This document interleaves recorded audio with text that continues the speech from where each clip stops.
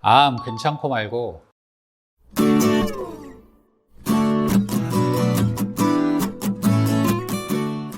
안녕하세요. 닥터 이재순의 암과 면역 이야기입니다. 오늘은 암과 관련된 비만에 대한 이야기를 해볼까 합니다.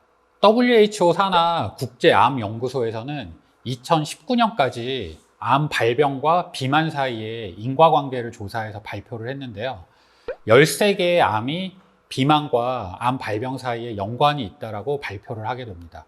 대표적으로는 여성암인 유방암이나 난소암, 자궁 내막암이 여기에 해당이 되었고요.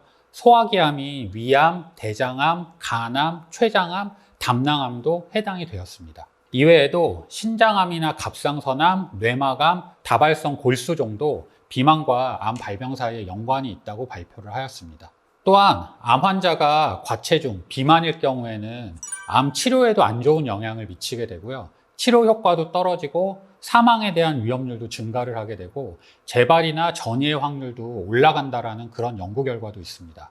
이처럼 비만은 암에 있어서 대부분의 암의 위험 인자가 되게 되고요. 치료에도 안 좋은 영향을 미치는 요소이고 꼭 암이 아니다 하더라도 고혈압, 당뇨, 고지혈증 같은 만성질환이나 성인병의 원인이 되기 때문에 반드시 조절을 해야 되는 일종의 질환으로 보는 게 맞을 것 같습니다.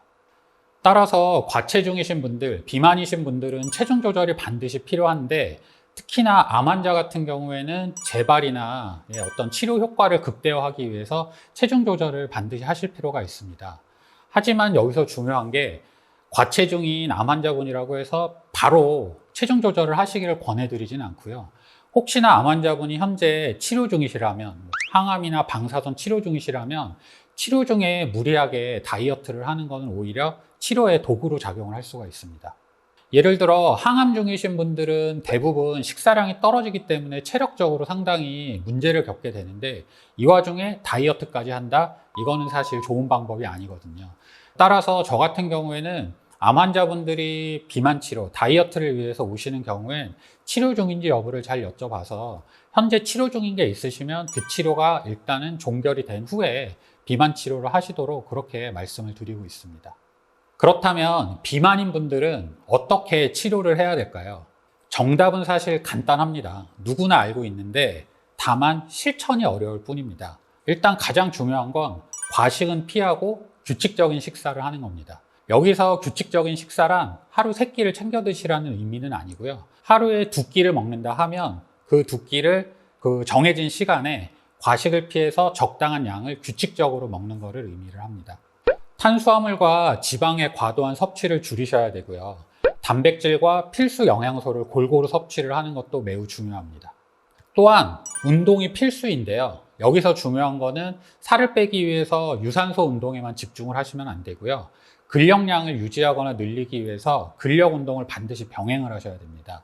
우리 몸에서 근육이라는 거는 기초대사량이라 그래서 에너지 소모가 상당히 많이 되는 그런 장기거든요. 따라서 근력량을 유지를 하시는 게 기초대사량이 증가를 하기 때문에 다이어트에 있어서 아주 중요한 점이라고 말씀을 드리고 싶습니다.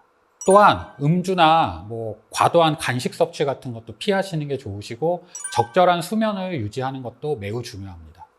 네, 어떻게 생각하세요? 방법 자체는 정말 별게 없습니다. 다만 실천이 어려운 건데요.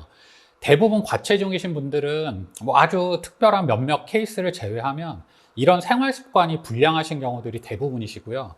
그렇기 때문에 이런 분들은 이 생활 습관을 교정을 해서 살을 뺀다는 게 상당히 어렵게 느껴지시는 경우들이 많습니다. 따라서 본인의 의지로 이러한 생활 습관 교정이 힘든 분들은 조금 도움을 받고자 병원을 내원을 하시는 경우들이 많고요. 그래서 이런 분들은 병원에 내원했을 때 크게 치료 방법을 저희가 2가지 정도로 요약을 해서 말씀을 드리고 있습니다. 첫 번째 방법은 지방 등을 분해시켜주는 주사를 이용한 치료가 있고요. 또 다른 방법은 식욕 억제 효과가 있는 약물을 이용한 치료 방법이 그 2가지 갈래인데요. 이 2가지는 비슷해 보이지만 큰 차이점이 존재를 합니다. 식욕 억제를 위한 약물을 통한 다이어트는 전체적인 체중을 줄이는 데는 상당히 도움이 되고 하지만 내가 원하는 부분만 뺄 수는 없거든요. 그래서 특정 부분만 살을 빼고 싶으신 분들은 주사가 조금 더 효과적이라고 말씀을 드릴 수 있겠습니다. 암 환자들의 경우에 표준 치료가 끝난 분들이 이제 재발이나 전이를 방지하기 위해서 체중 조절, 다이어트를 위해서 병원에 내원하시는 경우엔 1차적으로 식욕 억제제가 들어간 약물을 단기간 처방을 드리게 됩니다. 약을 먹으면 편하게 살이 빠질 거라고 생각을 하시면 안 되고요. 이 약을 드시면서 지켜야 될 사항도 많고 운동 등도 필수적으로 병행을 하셔야 됩니다. 오늘은 암과 관련된 비만에 대한 이야기를 간단히 해보았는데요. 본인의 의지로 비만을 위한 생활습관 교정이 힘든 분들은 병원에 오셔서 약물의 도움을 받는 것도 추천을 드립니다. 앞으로 이런 병원에서 이루어지는 비만 치료에 대해 보다 자세한 치료 방법에 대한 이야기를 해보는 그런 시간을 가져보도록 하겠습니다. 이상 암과 면역 이야기의 이재순이었습니다. 감사합니다.